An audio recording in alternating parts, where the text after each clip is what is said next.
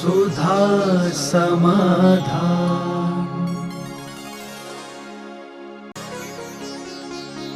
नमोस्तु गुरुदेव। केवली भगवान में 11 परिचय क्यों होते हैं, जबकि 4 घातिया कर्मों का नाश हो चुका है? कभी कभी क्या होता है, व्यक्ति सांप चला जाता है, सांप की लकीर रह जाती है। कभी कभी व्यक्ति रस्सी जल जाती है,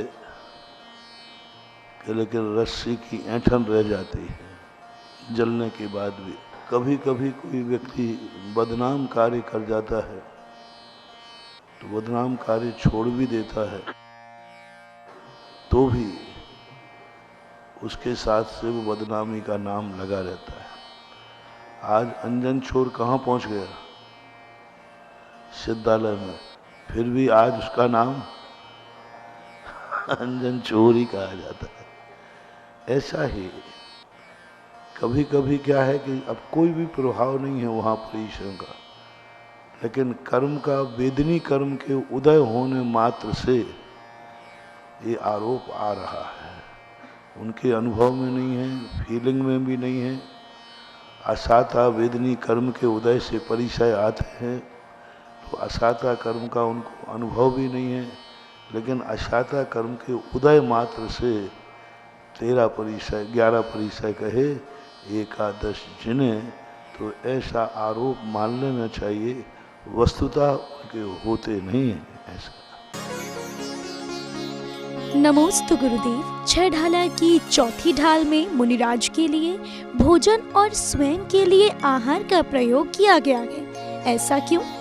वैसे सामान्यतः दोनों में कोई विशेष अंतर नहीं है, लेकिन वर्तमान में रूढ़ी परंपरा में मुनियों के चर्या को आहार कहते हैं, गृहस्थ को भोजन कहते हैं।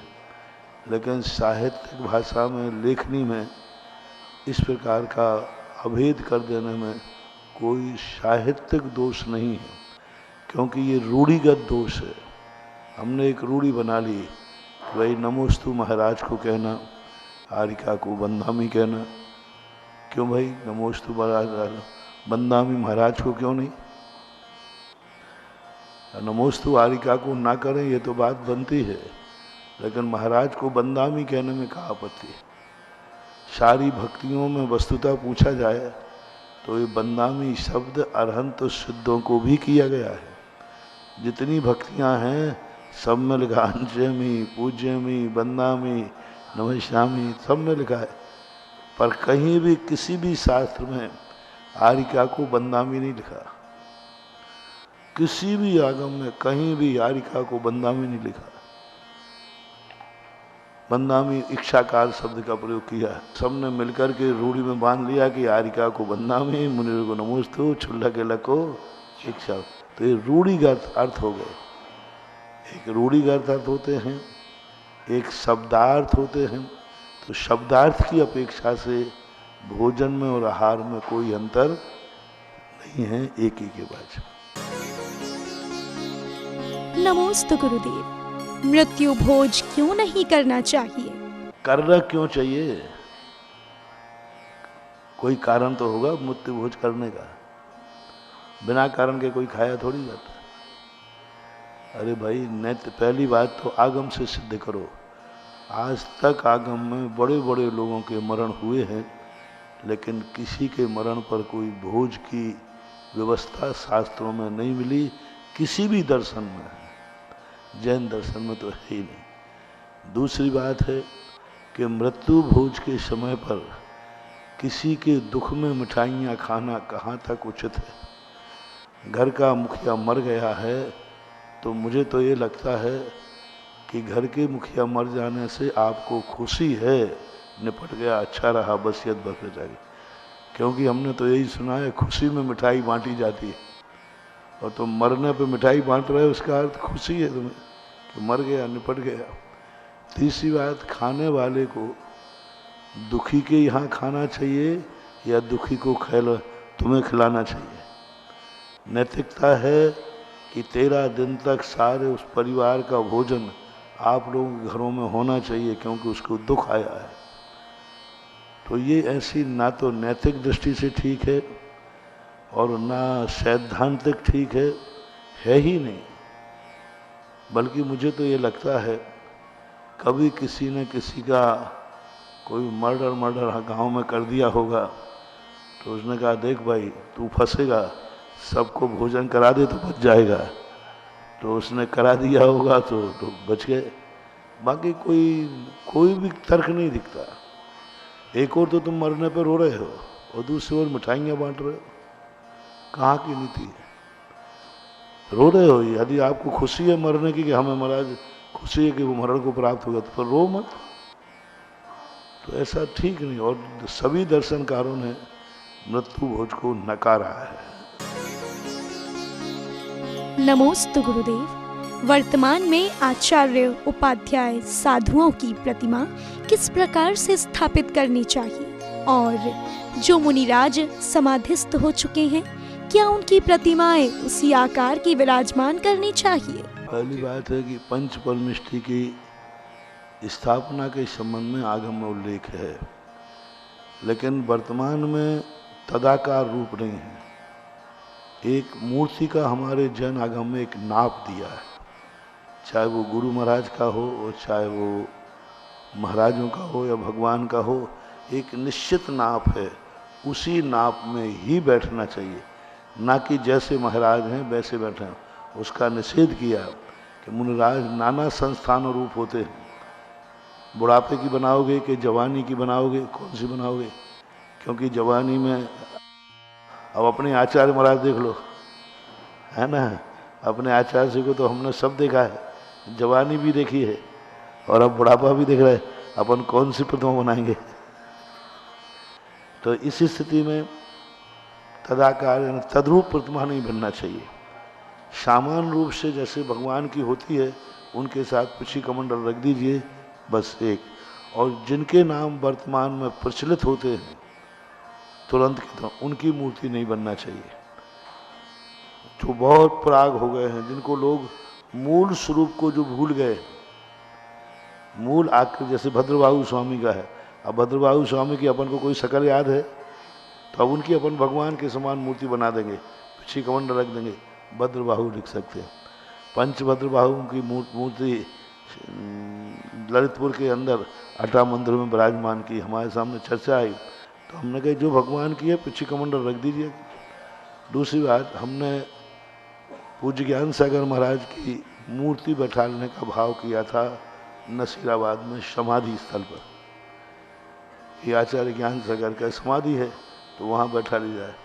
पूज्य गुरुदेव से आचार्य से चर्चा की, आचार्य से कहा नहीं, और अभी सबकी दृष्टि हो तो हमने कहा ठीक है हम भगवान जैसी बैठा दें। तो लोगों की दृष्टि में अभी उनकी शकल बसी है तो दर्शन करते हुए उनके भाव कि महाराज ऐसे थे ही नहीं जैसे आपने बैठा दिए। तो फिर स्टेचू बैठा लो। स्टेचू जानते, स्टेचू पूजनी नहीं है। जैसे अपन कहीं भी बैठा देते स्टेचू, गांधी जी का स्टेचू, स्टेचू अलग है, वंदनीय पूजनी नहीं होगा। लेकिन जिन भगवान की मूर्ति है उनकी नहीं बैठना चाहिए। बैठाल रहे हैं उसके दुष्परिणाम हैं, बैठालने वाले को नुकसान है, जो पूजेगा उसको नुकसान है, और मंदिर का अतिशय भी खत्म होता है। क्योंकि नाभ से अलग मूर्ति जो भी बैठेगी वो कहीं ना कहीं से नुकसान करेगी। ऐसा जनसेन स्वामी ने प्रतिष्ठा पाठ के अंदर उल्लेख किया है। नमोस्तु गुरुदेव। बुंदेलखंड के कुछ मंदिरों में पर्युषण पर्व में अनंत चतुर्दशी के दिन अभिषेक करते समय प्रतिष्ठित प्रतिमा के ऊपर 24 तीर्थंकरों के नाम लेते हुए एक एक लौंग चढ़ाते हैं। क्या यह उचित है? सर्वथा अनुचित है। प्रतिष्ठित मूर्ति के ऊपर कोई भी दस्तूर करने का स्पष्ट निषेध किया है।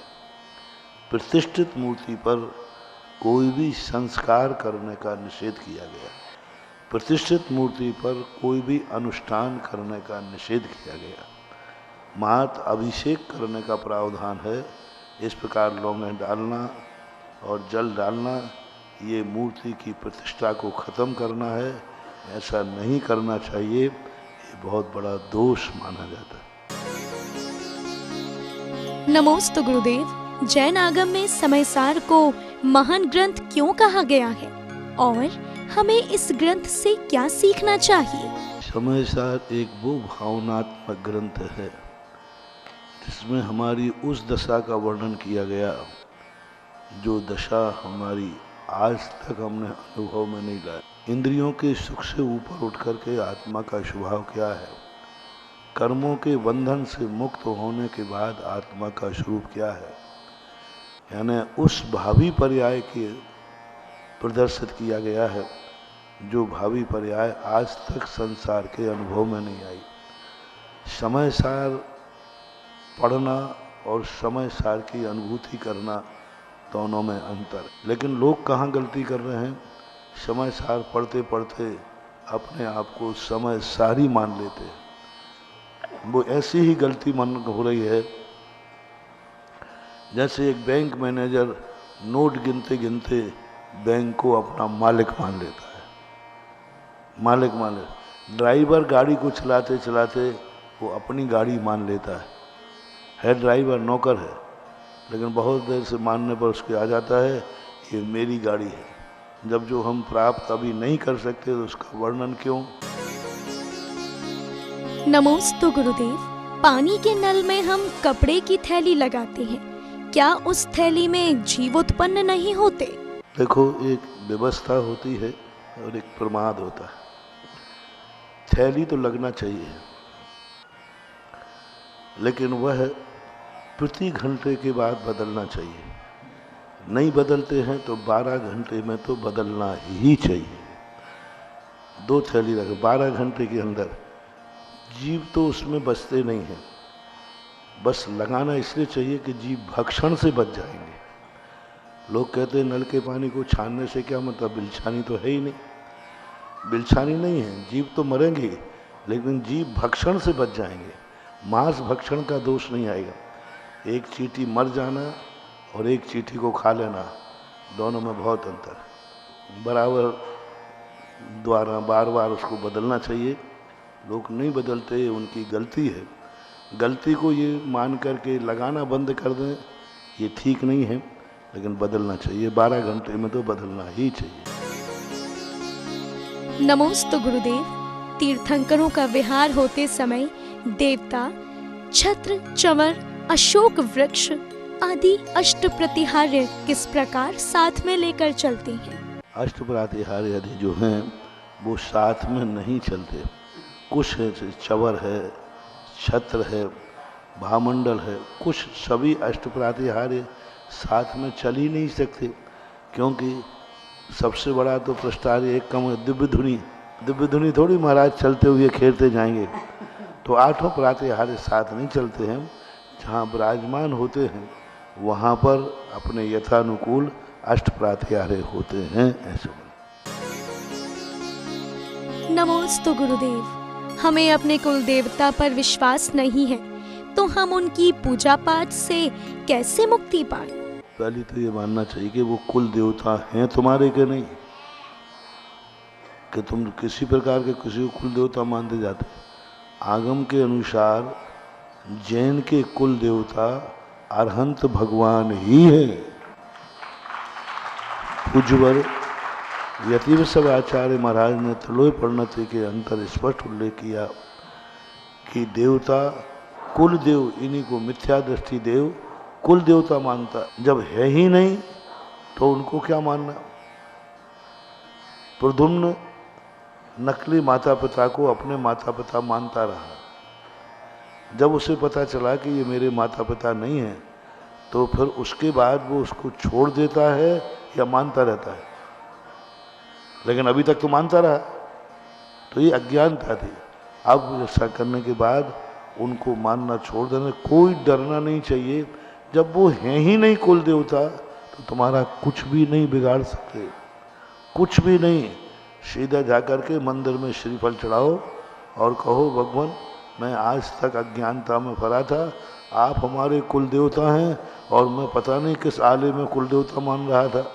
इसलिए भगवान, आज मैं सच्चे कुल देवता को स्वीकार करता हूँ और जो मिथ्या यानी जो थे ही नहीं उनका मैं विसर्जन करता हूँ ऐसा 9 बार नमोकार मंत्र पढ़ करके और इष्ट कुल देवता को स्वीकार करना चाहिए, अर्थात जिनेंद्र देव को। यही निष्ठापन करने की विधि है। नमोस्तु गुरुदेव। सिद्ध जीवों के षटगुण हानि वृद्धि होने पर उनका क्या प्रयोजन रहता है? देखो, व्यक्ति स्वयं आनंद भोग रहा है, सिद्ध भगवान भूखे नहीं बैठे हैं, वे भी कुछ खा पी रहे हैं तो खर्चा तो लगेगा, वो भी खा रहे हैं, अनंत सुख भोग रहे हैं। अनंत सुख का अर्थ क्या है?